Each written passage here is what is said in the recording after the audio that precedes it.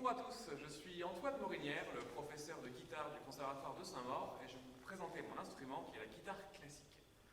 Alors la guitare, c'est un instrument très simple en fait, c'est seulement 6 cordes, Mi, La, Ré, Sol, Si, Mi, qui sont attachées à la base, au niveau de la caisse, et à la tête, en haut de la guitare. Ces cordes-là, dès que je les actionne, elles entrent en vibration. Et c'est ça qui crée le son.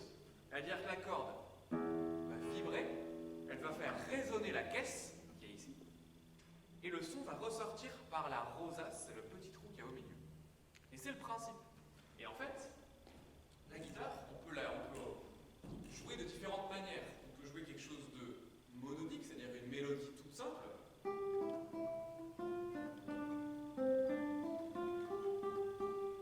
une petite mélodie de comptine. Mais on peut aussi jouer des choses plus complexes, comme plusieurs sons en même temps. Un accord de 6 sons. Si, Mi, Sol, Si. On peut faire aussi d'autres choses. Évidemment, on peut utiliser la caisse comme percussion. Avec des sons très différents. Voir. Ça, c'est aussi un aspect de la guitare. Évidemment, la majorité des pièces et des morceaux qu'on va jouer, ce sont des morceaux où on va utiliser plusieurs cordes, bien sûr. Je vais vous jouer un petit exemple d'un compositeur qui vient du Brésil, qui s'appelle Héctor Villa-Lobos, qui est un compositeur donc de l'autre côté de l'Atlantique, qui est un morceau qui a été écrit il y a à peu près 100 ans.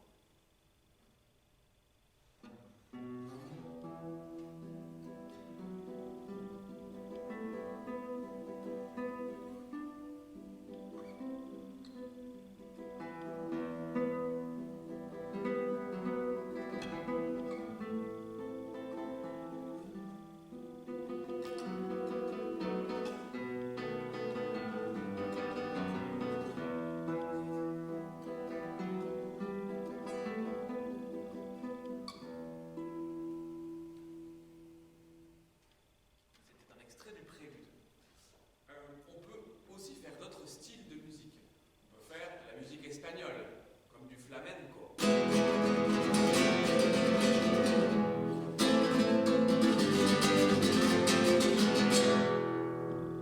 On utilise nos ongles, parce que les guitaristes ont des ongles. Évidemment, on n'en a pas besoin pour commencer l'instrument, mais au bout de quelques années, on va se laisser pousser les ongles de la main droite pour avoir un son beaucoup plus précis, beaucoup plus fort et puissant. Parce que sinon, quand j'ai pas d'ongles, ça sonne moins fort en fait. Et c'est l'intérêt de la guitare, c'est d'utiliser toute la caisse de résonance en fait. Donc voilà, je vais vous jouer un dernier petit morceau pour terminer, qui sera le classique que vous connaissez tous, Jeux interdits.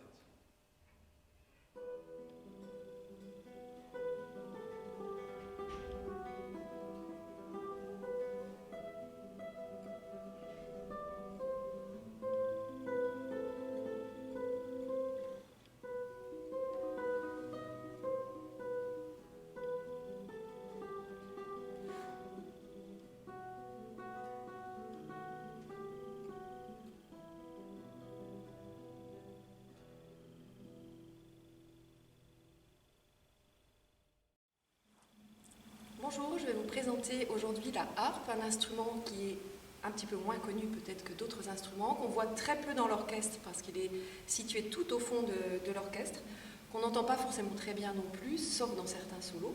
Donc aujourd'hui, je vais vous montrer les possibilités qu'on peut avoir avec la harpe, c'est-à-dire jouer tous les répertoires de la Renaissance au répertoire des musiques actuelles de nos jours.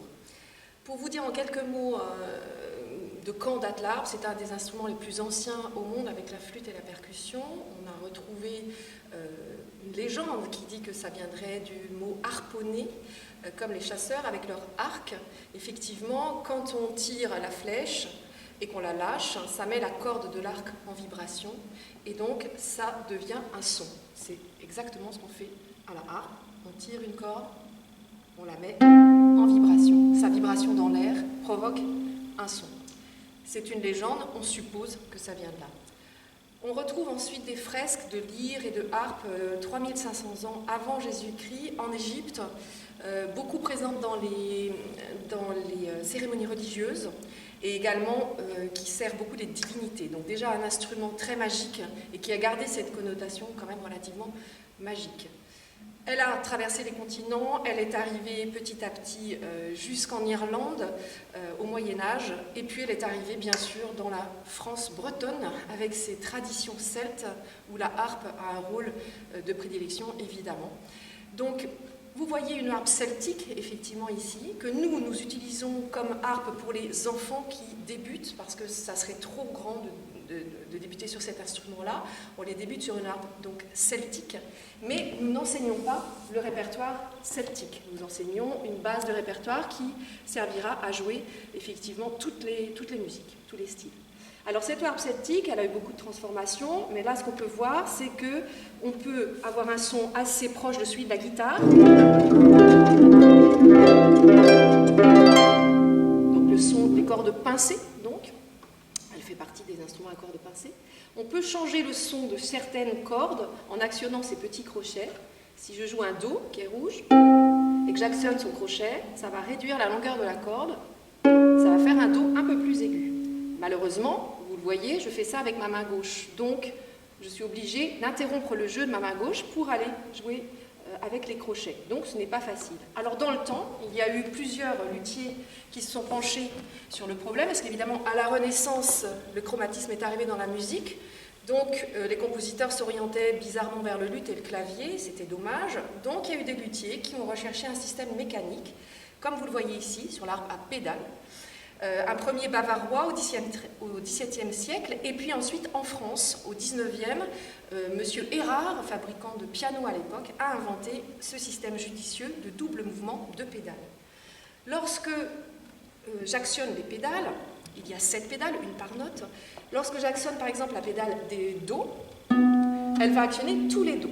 Je suis au cran du haut de la pédale, ma corde est ce qu'on appelle à vide, ça fait le bémol. Je mets un cran plus bas, ça réduit la longueur de la corde et ça fait un son bécard.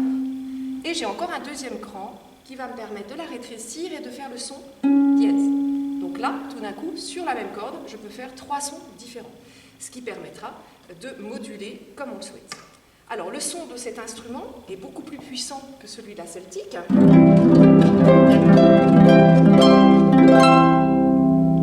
Exactement la même puissance qu'un piano. C'est pour ça qu'on peut à la harpe être seul sur scène et faire vraiment un récital, être en musique de chambre, en orchestre et même il existe des harpes amplifiées. Je vais terminer donc cette présentation par un extrait d'une œuvre très connue à la harpe de Gabriel Fauré.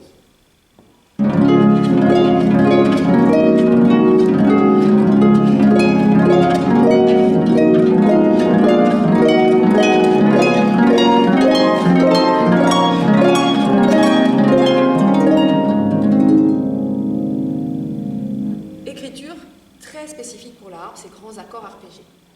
Autre son très joli à la harpe, le son harmonique.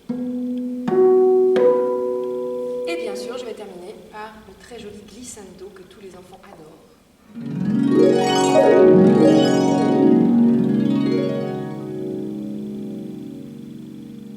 Voilà, j'espère que cette présentation vous aura permis de découvrir cet instrument et n'hésitez pas à venir me voir. Je m'appelle Béatrice et je suis donc professeure au CRR de Saint-Maur. À très vite.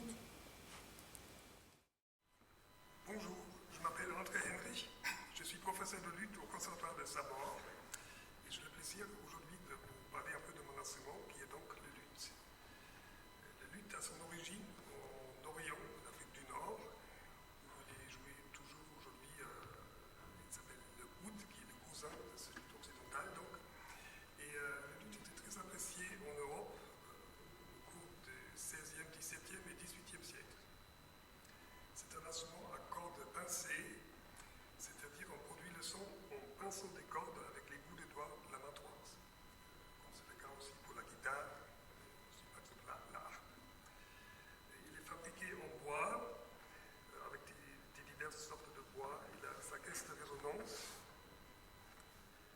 avec sa table d'harmonie, qui est souvent décorée d'une très jolie rosace. Il y a le manche avec des frettes et il y a le chevilier qui porte des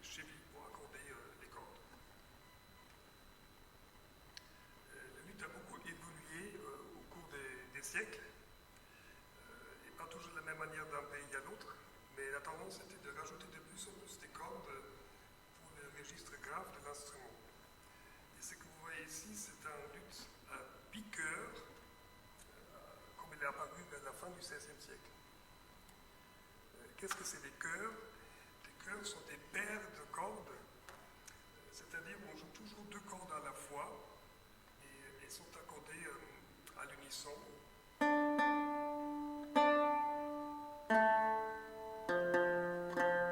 Ou à l'octave pour les cordes plus graves de l'instrument.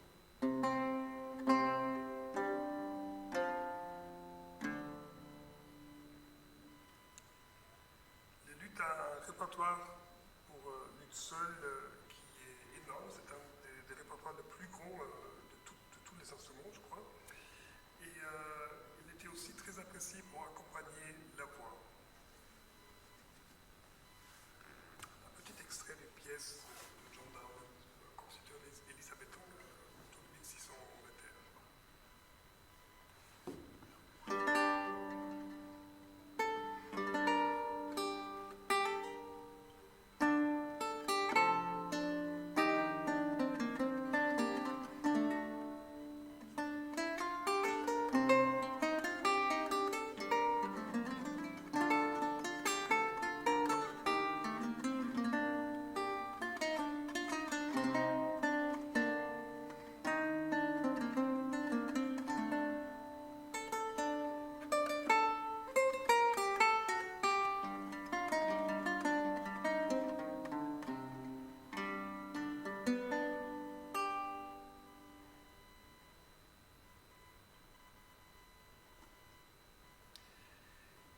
Comme je vous ai dit, le luth a beaucoup évolué et il y a des types de luth qui sont apparus, qui varient dans la taille, le nombre de cordes, d'accords. Il y a un type qui est apparu autour de 1600 en Italie, qui porte son propre nom, qu'on appelle le théorbe. Le théorbe est un luth d'une taille impressionnante. On a attaché un deuxième manche qui porte des cordes de basse très graves et très longues. Donc c'est un instrument qui était développé surtout pour accompagner les chanteurs au début de l'opéra en Italie au début du XVIIe siècle. Et il avait sa place aussi dans l'orchestre du XVIIe siècle et aussi au XVIIIe siècle. Dans la pratique de la basse continue. Mais il y a aussi un répertoire pour théorbe seul avec des compositeurs italiens et français